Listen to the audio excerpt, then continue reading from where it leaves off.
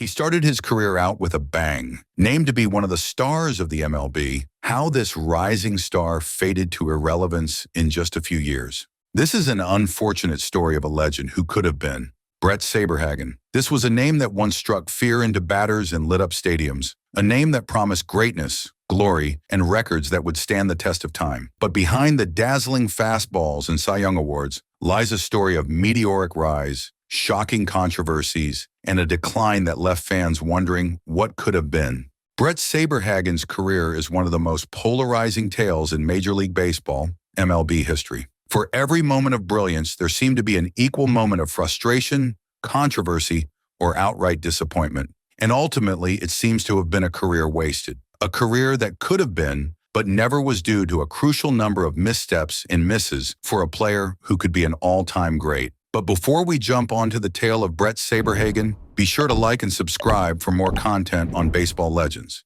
While his early years were filled with promise and accolades, the cracks in his career began to show far too soon. Injuries, inconsistency, and a string of questionable decisions off the field left many wondering, was Bret Saberhagen a squandered talent? Did he ever truly live up to the hype that surrounded him after his breakout 1985 season? Let's dive into the highlights and the lowlights of a career that remains as controversial as it is fascinating. Players come onto the diamond as rough and rowdy and take a few seasons to hone their skills. Before these skills are honed to perfection and used to great effect. For Bret Saberhagen, this was the opposite case, where he hit highs in his early career that he was never able to reach later on. This is the story of a baseball prodigy who reached the pinnacle of Major League Baseball, MLB, only to see it all unravel in ways no one could have predicted. In 1984, Bret Saberhagen arrived in the MLB as a fresh-faced 19-year-old with a live arm and seemingly limitless potential. By 1985, he wasn't just good, he was great. He was showing veterans of the game just how to play it, and he was doing it all without breaking a single sweat.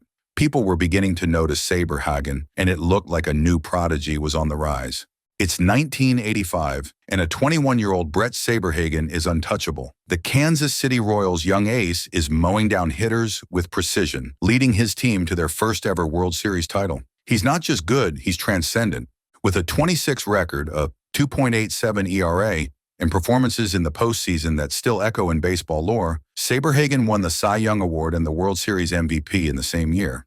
At just 21 years old, he's on top of the world. The media hails him as the future of pitching. Fans chant his name. The Royals are kings of baseball, and Saberhagen is their crown jewel. But here's where things get complicated. That incredible season set expectations so sky high that anything less than perfection felt like failure. And failure came quickly. Success can be a double-edged sword, and for Bret Saberhagen, it didn't take long for the cracks to show. People notice when you outperform others, but they notice even more when after this outclassed performance, you cannot match up to the mark. The following year, 1986, was supposed to be his coronation as baseball's next great pitcher. Instead, it was the beginning of an all-too-familiar tale. Injuries, inconsistency, and a career that never quite lived up to its early promise. Shoulder problems started to creep in, robbing him of the velocity and command that had made him untouchable just a season before. His ERA ballooned to 4.15, a far cry from his dominance in '85, and suddenly whispers began circulating. Was Saberhagen already losing his edge? Saberhagen was quick to blame injuries and problems that were simply out of his control. After all, what could a man do when his body was speaking against him? As per Saberhagen, some rest was all that was needed, and he would be back on the field as good as new. The inconsistency didn't stop there. Over the next few years, Saberhagen became one of baseball's most unpredictable players. One year he'd dominate, the next he'd struggle to stay healthy or effective. In 1987, he rebounded with an impressive 18-10 record and an All-Star appearance, only to falter again in 1988 with a losing record 14-16 and a mediocre ERA of 3.80. These occasional streaks of brilliance, however, were not enough to convince his naysayers. What sets the occasional performer apart from the star players is the ability to consistently perform, and Saberhagen simply did not have that within him. By 1987, those whispers grew louder as his performance continued to fluctuate wildly. One year he was brilliant, the next he was mediocre or injured. Despite this, Flashes of the Saberhagen of old were still found in the new player. Look hard enough, and there is brilliance that could have been behind every failure. In 1989, Saberhagen silenced his critics, at least temporarily, with one of the best seasons of his career. He posted an incredible 23-6 record with a league-leading 2.16 ERA and won his second Cy Young Award. It was a season that reminded everyone why he had been so highly regarded just a few years earlier.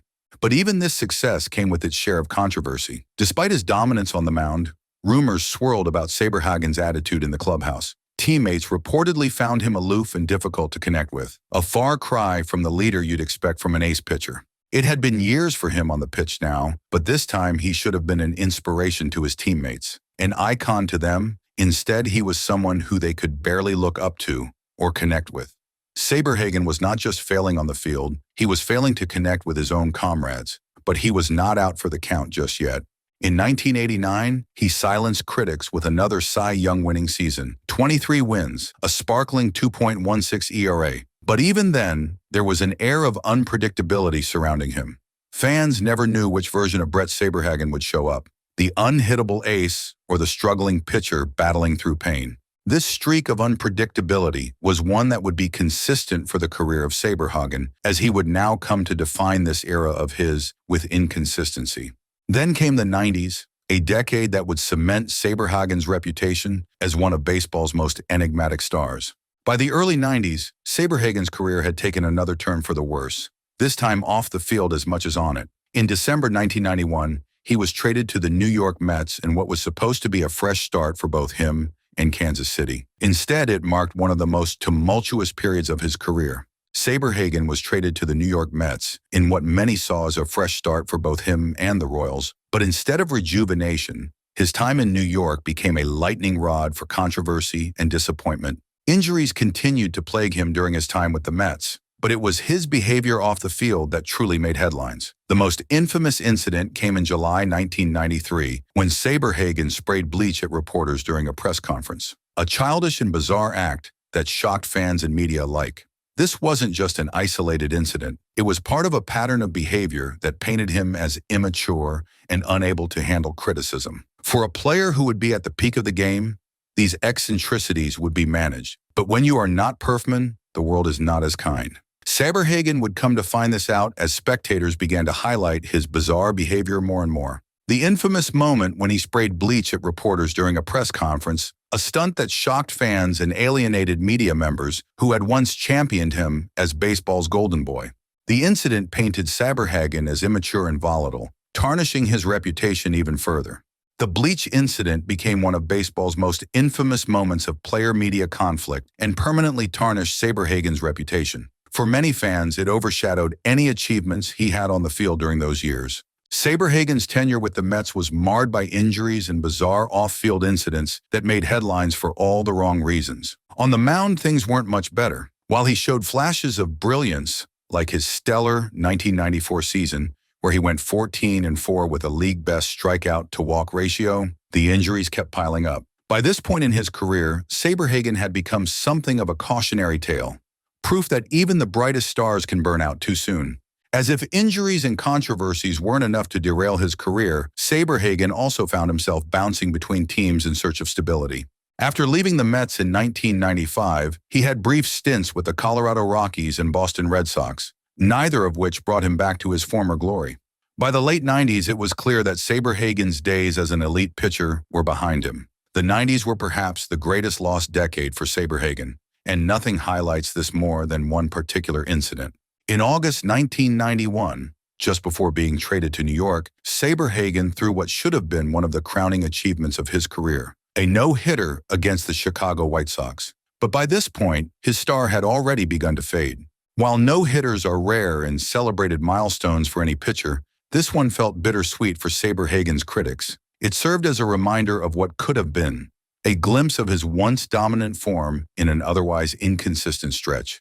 But perhaps what makes Bret Saberhagen's story so compelling and so tragic is how quickly it all fell apart after such a historic start. In just one decade, he went from being MLB's brightest young star to a journeyman pitcher struggling to stay relevant. By 2000, injuries had sidelined him completely, And while he attempted one final comeback in 2001 with Boston, it was clear that his time as an elite pitcher was over. Even his attempted comeback in 2001 felt like a shadow of his former self. Fans who had watched him dominate in '85 could hardly recognize the aging pitcher trying to hang on for one last shot at glory. But perhaps we are being too hard on the old pro. After all, he was one of the most spectacular players in his youth. The fact that he could not sustain that pact is another thing. What could have been is always bittersweet to look on to. Yet for all his struggles on the field and all his missteps off it, Saberhagen remains a fascinating figure in baseball history. His career stats still impress. 167 wins against 117 losses and an ERA of 3.34 over 16 seasons are numbers most pitchers would envy. But they also tell a story of what might have been if injuries hadn't derailed him or if he'd handled fame differently. For every high point, the 2 Cy Young Awards, 3 All-Star appearances, World Series MVP, there are just as many lows. Injuries that derailed entire seasons, controversies like the bleach incident, stretches where he simply wasn't effective on the mound. Saberhagen's career feels like a case study in unfulfilled potential. He showed flashes of brilliance early on, but could never sustain it over the long haul. Whether it was due to bad luck with injuries or poor decisions off the field is up for debate. But either way, it left fans wondering what might have been if things had gone differently. And then there's life after baseball, a chapter that has seen Saberhagen try to rebuild his image through charity work and community involvement. He's participated in events supporting cancer research and has remained connected to the game through coaching stints and appearances at alumni events. But even now, decades removed from his playing days, Bret Saberhagen remains a polarizing figure among fans and analysts alike. Was he one of baseball's greatest talents who simply couldn't catch a break? Or was he an overhyped star whose early success masked deeper flaws? One thing is certain, Bret Saberhagen's story is one of triumph and tragedy, a roller coaster ride that captivated fans while also leaving them with more questions than answers. As we look back on his career, we're reminded that greatness often comes at a cost. And for Bret Saberhagen, that cost was steep indeed. From World Series heroics to bleach spraying scandals, from Cy Young dominance to injury-riddled seasons, from being baseball's golden boy to its cautionary tale, his life is nothing short of sensational. Bret Saberhagen will always be remembered as one of baseball's most polarizing figures, a player who reached incredible heights but also fell victim to inconsistency and controversy throughout his career. Was he an all-time great or just another talented pitcher who couldn't handle fame? That depends on who you ask. But one thing is certain, Bret Saberhagen's story is as complicated as they come in Major League Baseball history. What do you think? Was Bret Saberhagen overrated? Or did circumstances beyond his control rob him of true greatness? Let us know your thoughts below. For more content on baseball legends, be sure to like and subscribe, because if there is one thing about baseball, it's that there's hundreds of stories like this worth listening to.